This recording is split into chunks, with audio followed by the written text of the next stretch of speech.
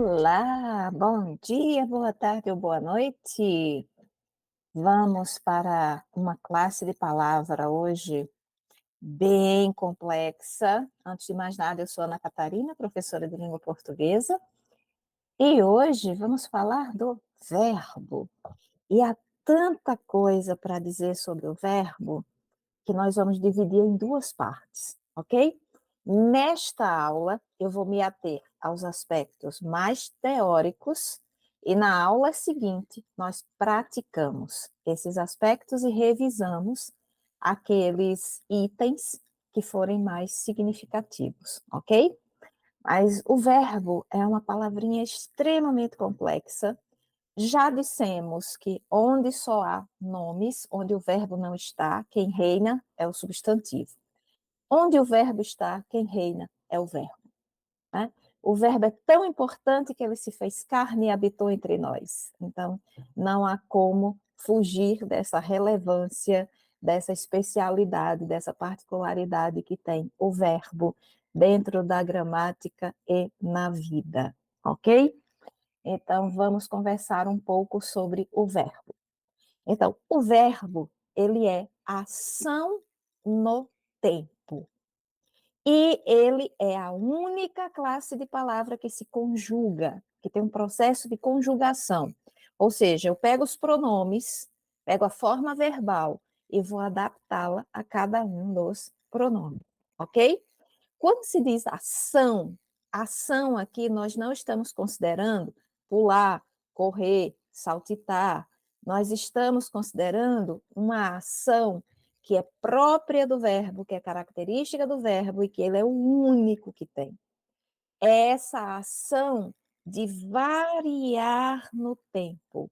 Então, é a única classe de palavra que vai variar no tempo, que vai ter presente, que vai ter passado e que vai ter futuro. Isso é específico do verbo, ok? Então, aqui nós temos as pessoas do verbo, a primeira pessoa do singular, segunda pessoa do singular, terceira pessoa do singular, primeira pessoa do plural, segunda pessoa do plural, terceira pessoa do plural. Terceira pessoa, primeira pessoa, esse conceito vem dos pronomes, que é da nossa aula anterior. Singular e plural, obviamente, se é um só ou se são vários, e esse é o padrão para caber o que a gente chama de conjugação. Nós pegamos um verbo e nós vamos flexionar esse verbo de acordo com essas pessoas. Então, a isso se chama conjugação. Então, eu canto, tu cantas, ele canta, nós cantamos, vós cantais, eles cantam. Ok? Então, todo verbo, ele pode ser conjugado. Não necessariamente em todas as pessoas. Nós vamos ver mais adiante que existem verbos que são conjugados em todas as pessoas e existem verbos que em algumas pessoas eles não são conjugados e eles recebem um nome específico para isso, ok? Mas por enquanto o que é importante é exatamente saber que o verbo é ação no tempo, é o único que varia no presente, no passado e no futuro, e além disso ele tem um padrão de conjugação. Outra particularidade do verbo, os tempos, né? São exatamente aí os tempos em que ele varia, em que ele passeia, em que ele age. A ação do verbo está exatamente nesse passeio que ele faz pelos diversos tempos.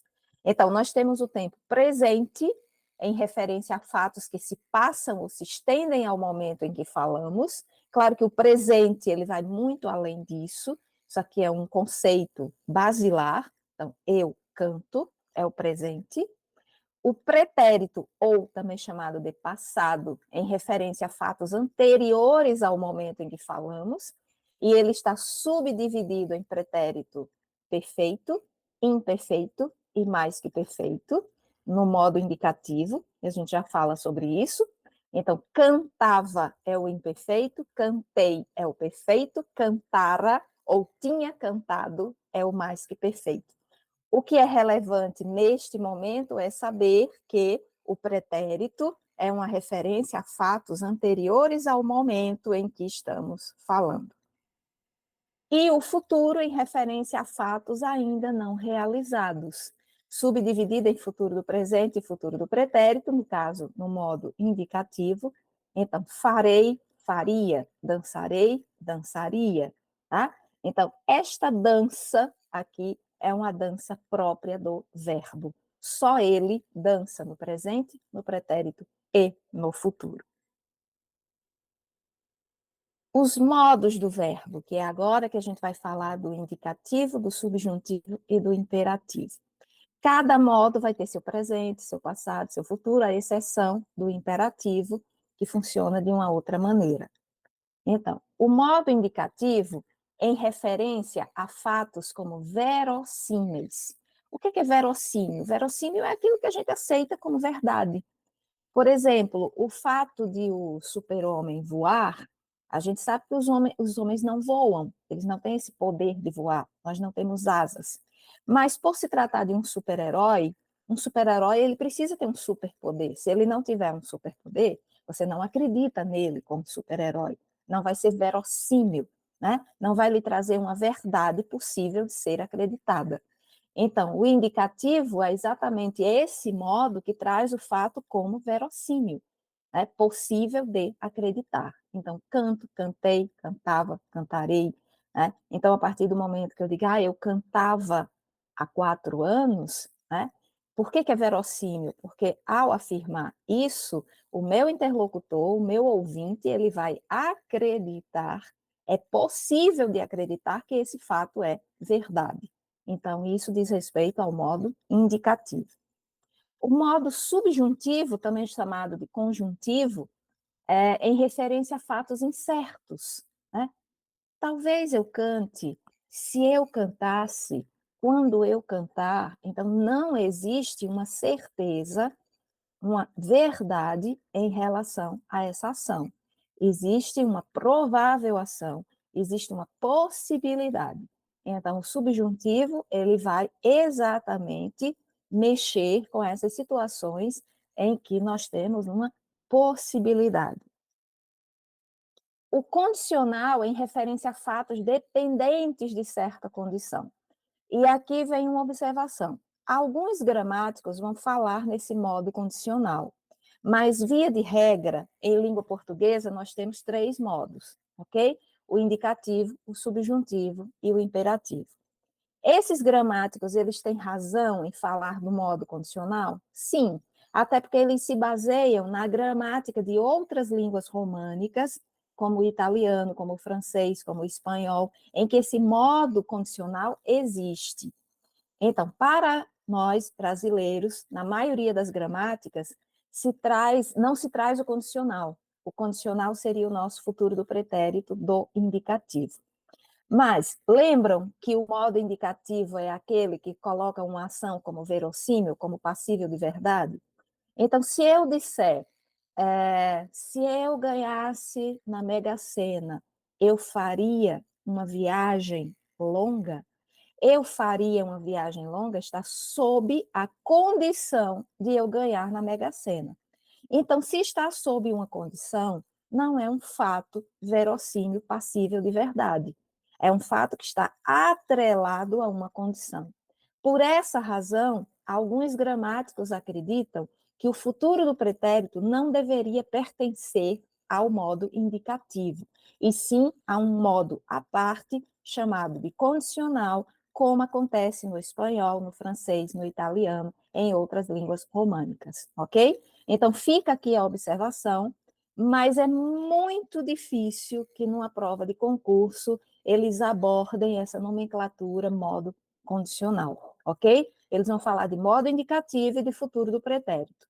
E aí, o valor que tem essa ação dentro do contexto é o que você vai perceber quando for responder a questão. Optativo, em relação à ação como desejada pelo agente.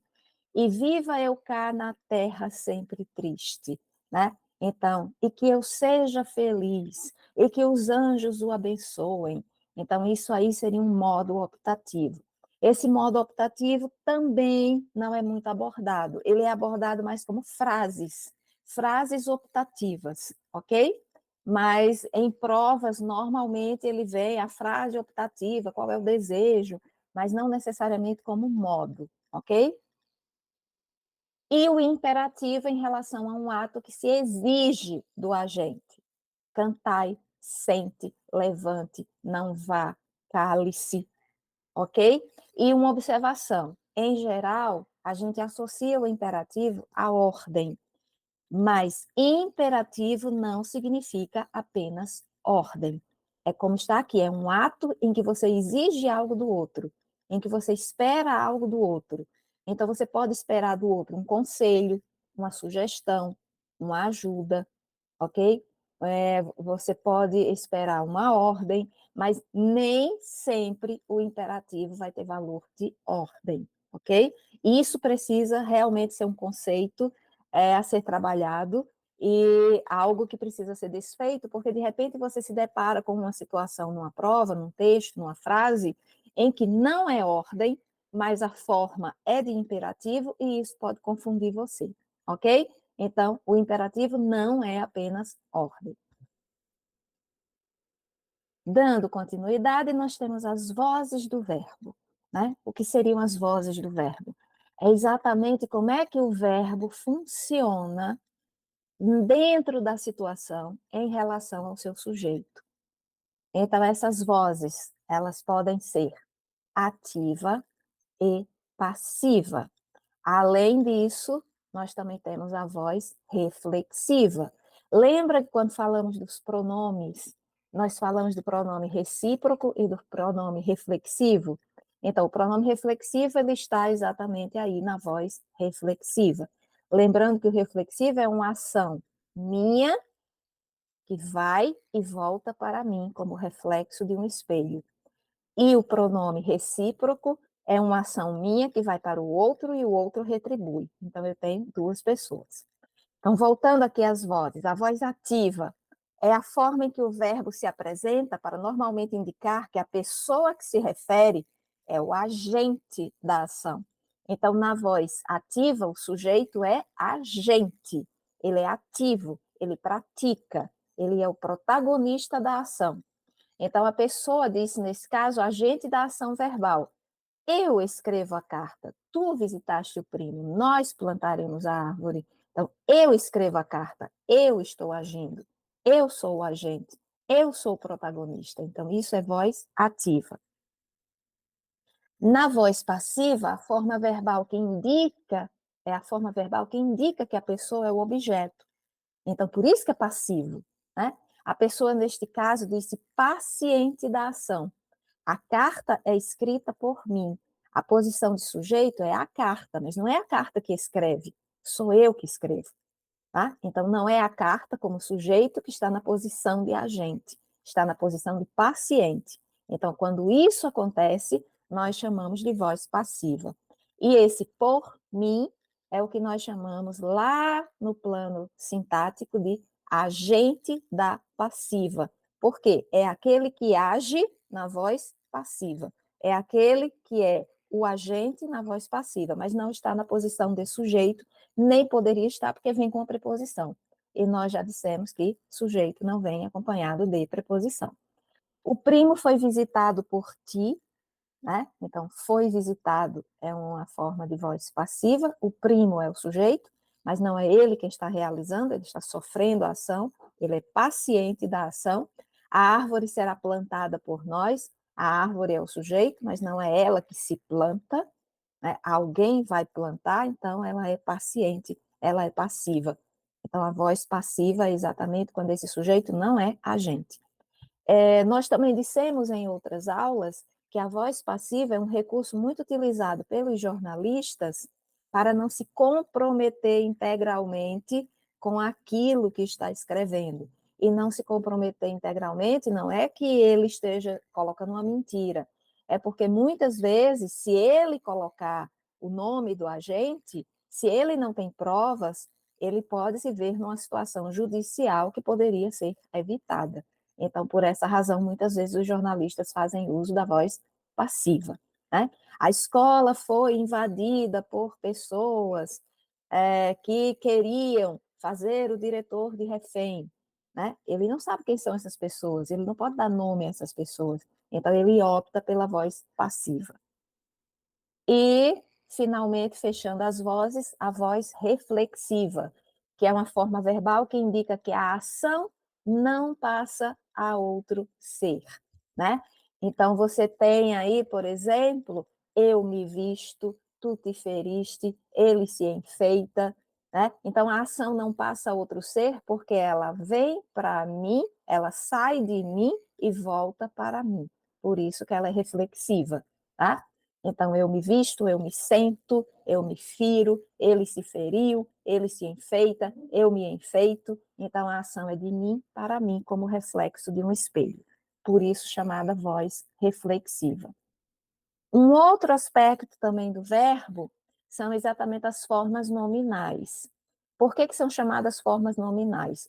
Porque são formas do verbo que podem funcionar como nomes.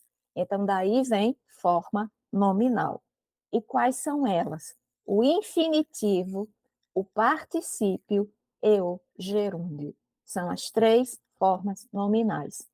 Quando a gente diz, por exemplo, água fervendo, fervendo é um gerúndio, mas dá para perceber que esse fervendo está como adjetivo de água, está funcionando como um nome, por isso forma nominal.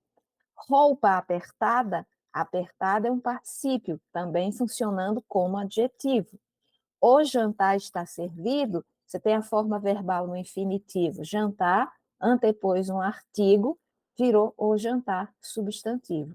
Então, as três formas verbais atuando como nomes. Então, por isso que o infinitivo, o particípio e o gerúndio são chamados de formas nominais.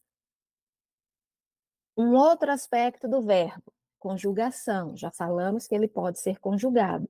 Mas como é que funciona exatamente essa conjugação? Né? Então, nós temos os verbos, nós temos três tipos de conjugação na língua portuguesa. A primeira conjugação, a vogal temática é a segunda conjugação, a vogal temática é, e na terceira conjugação, a vogal temática é i. Lembrando que vogal temática é essa vogal que se agrega ao radical e, junto com o radical, forma o tema. E é a partir do tema ou a partir do radical, quando não existe a vogal temática, que você acrescenta as desinências, que você acrescenta os morfemas. E aí vai ampliando essa palavra. No caso dos nomes, vai formando outros nomes. No caso dos verbos, você vai dando exatamente a cara de passado, o modo indicativo, tudo isso vem indicado por um morfema acrescido ao tema, ok? Então, amar, falar, tirar são verbos de primeira conjugação. Temer, vender, varrer, verbos de segunda conjugação. Partir, ferir, servir, verbos de terceira conjugação. Verbos regulares, irregulares e anômalos. Então, aquilo que é regular é que segue um padrão. Então, todos os verbos que dentro de uma conjugação eles seguem um padrão, pode ali mudar uma letrinha ou outra, um J por um G, dependendo do caso, mas o padrão de conjugação é o mesmo, as terminações são as mesmas, os radicais não variam, a gente chama de verbo regular. O irregular vai haver alguma irregularidade, por exemplo, pode ser que algum radical mude, né? E anômalo é quando ele foge completamente ao paradigma, ao modelo de conjugação, ok? Então, nós temos aqui o regular, de acordo com o modelo de conjugação, o irregular, em algumas formas, ele vai apresentar uma modificação no radical ou na flexão, afastando-se um pouquinho do modelo de conjugação, como é o verbo caber, que já na primeira pessoa você diz eu caibo. Em seguida vem tu cabes, ele cabe, nós cabemos. Em seguida ele segue o padrão, mas na primeira pessoa ele é diferente, ok? Então ele seria irregular. E os anômalos é aquele verbo que na sua conjugação ele vai apresentar radicais diferentes. Ele vai fugir completamente ao padrão da conjugação, muito mais do que pequenas modificações, que é o que a gente vai encontrar nos irregulares. Então, o verbo ser, por exemplo, é um anômalo. Eu sou, tu és, ele é, nós somos. E aí você vê que muda completamente o radical, ok? Inclusive, quando você vai variando no tempo, eu era, eu fui, eu serei, né? Então, tudo isso aí faz com que a apresentação de mais de um radical, né, faça com que o verbo seja considerado anômalo. Ele foge completamente ao padrão de conjugação. Outro aspecto são verbos defectivos e abundantes. O verbo defectivo, em algumas pessoas, ele não será conjugado, ok?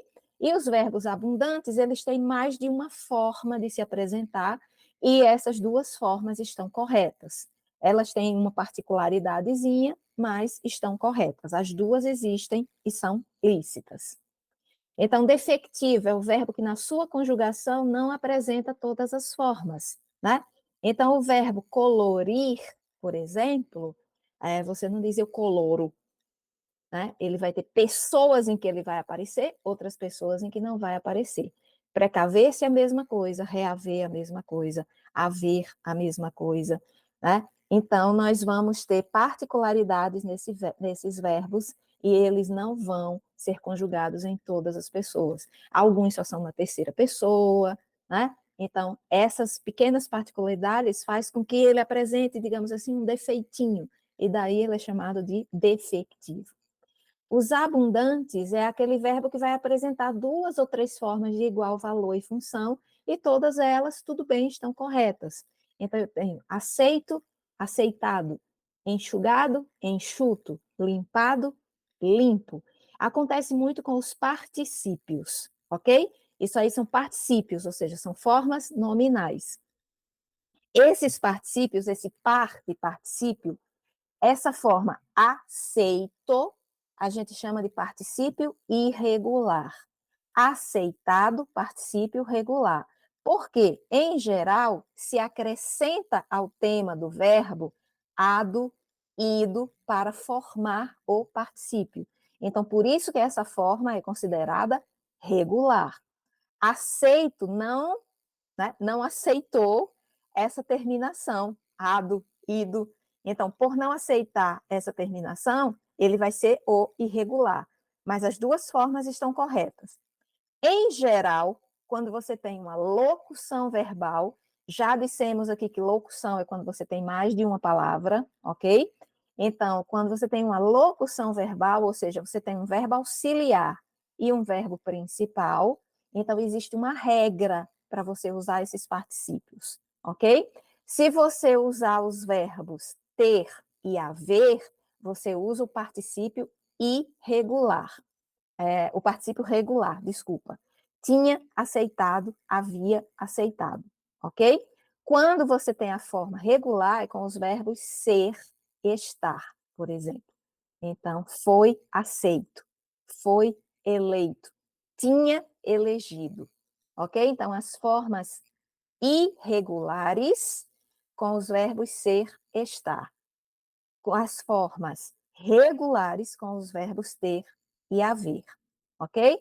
Mas isso também, na oralidade, isso tem mudado, porque por uma questão de comunicação, de evitar entraves na língua, de evitar ruídos na língua, a tendência, pelo que se está observando, é uma preferência no uso pelas formas regulares, em alguns casos. Em outros casos, no geral, né, estamos preferindo as formas irregulares. Por quê? Porque elas são reduzidas, elas são menores. E como elas são menores, nós gastamos menos energia na comunicação, ok? Então, há uma tendência por dizer pego, chego, né? Que são exatamente formas mais reduzidas. A gramática já está aceitando isso, alguns gramáticos sim, outros ainda não. Mas o que parece é que é uma tendência da língua, né, a regularização da irregularidade, ok? Então, essa forma menor, que é exatamente a forma irregular, ela está tendendo a ocupar mais espaço na língua. Um outro aspecto Locução verbal, nós falamos há pouco, né? Locução verbal quando você tem mais de um verbo.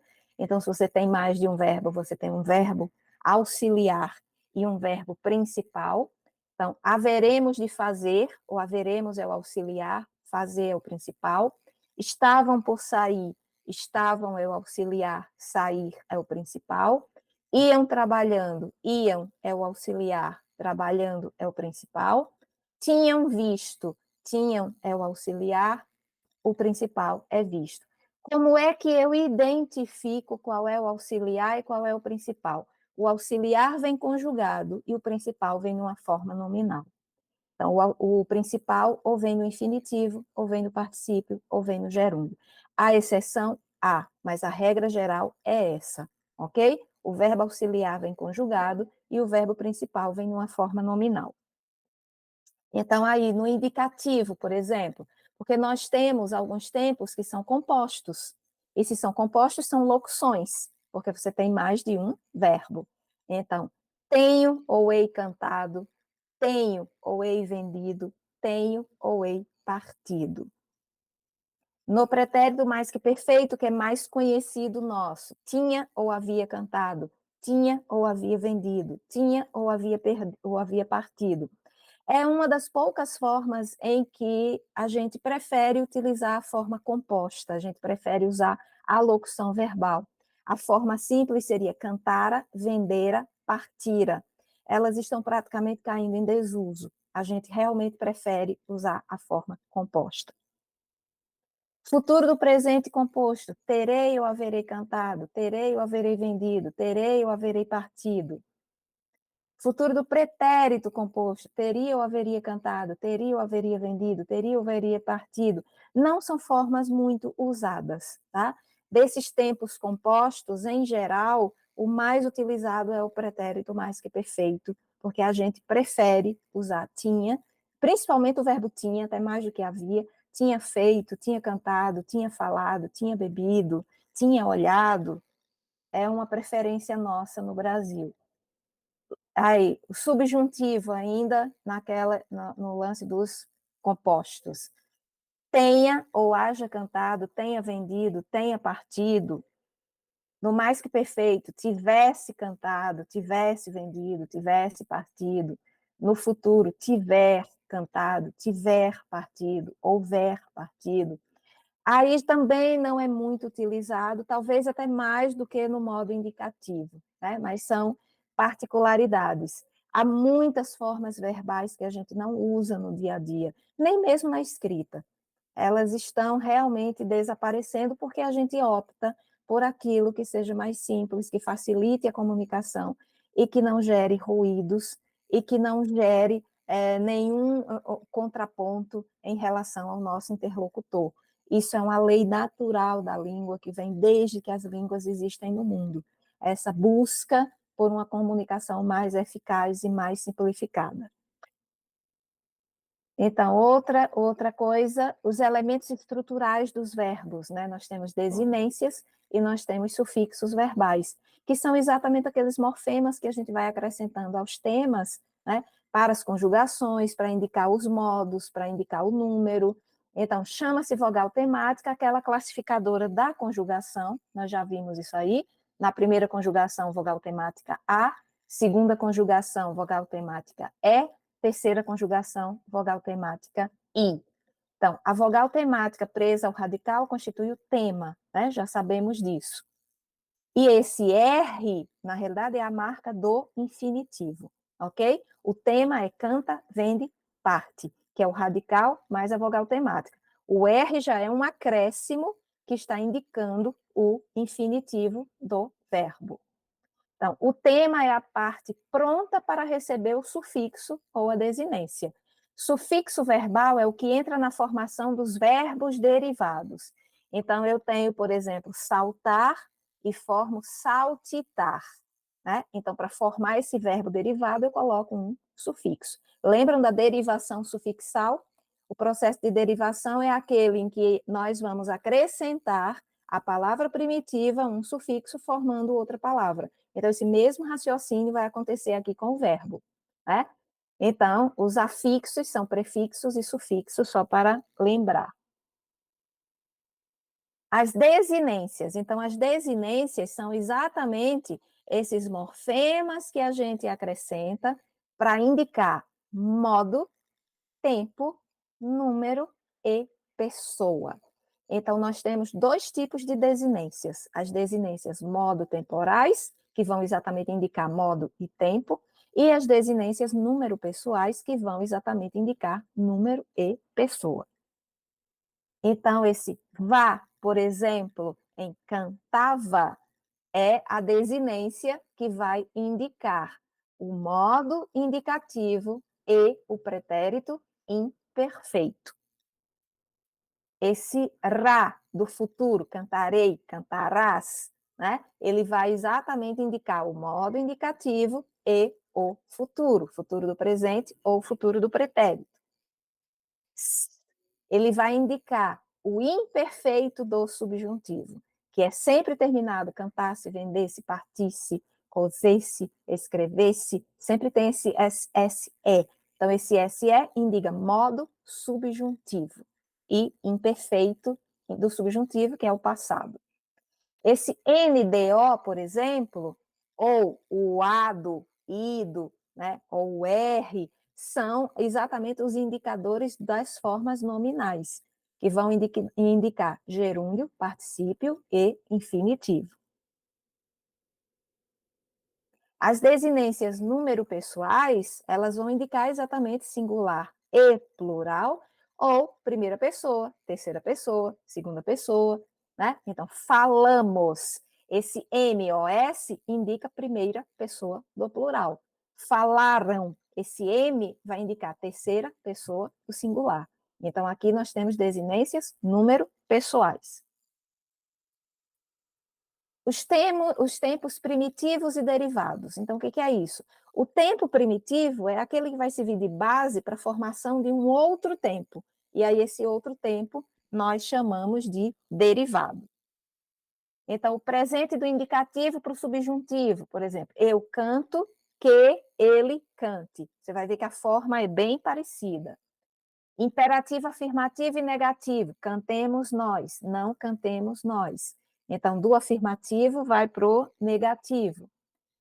O pretérito, para o pretérito mais que perfeito e para o imperfeito do subjuntivo. Pusemos, pusera, pusesse, puser. Então, você vai sentir que as formas desses verbos, nas conjugações, elas vão ser bem semelhantes. Então, significa que elas partem de uma referência, que é exatamente o primitivo, e elas derivam para outros tempos. Isso facilita muito quando se vai conjugar. A sílaba tônica, nós temos formas risotônicas e arrisotônicas.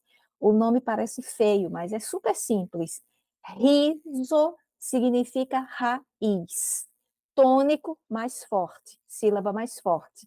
Então, forma risotônica significa que a sílaba tônica está na raiz, está no radical do verbo. A risotônica, a, fora, é um prefixo de negação, riso, raiz, tônico mais forte. Então, significa que a sílaba tônica está fora da raiz, fora do radical. Né? Então, risotônica é a forma cuja sílaba tônica se acha numa das sílabas do radical. Quero, canto, canta, vendem, feito. Então, pode ver que a sílaba tônica sempre coincide de ela cair no radical. A risotônica é a forma verbal cuja sílaba tônica se acha fora do radical. Queremos, cantais, direi, vendido. Então, ela está fora do radical, por isso, a risotônica. Espero que todas as informações aí sobre o verbo tenham sido úteis e na próxima aula nós vamos apenas exercitar verbo. É verbo parte 2, ok? Então vamos relembrar os principais conceitos e praticar esses conceitos que vimos aqui nesta aula, ok? Até a próxima e aquele abraço.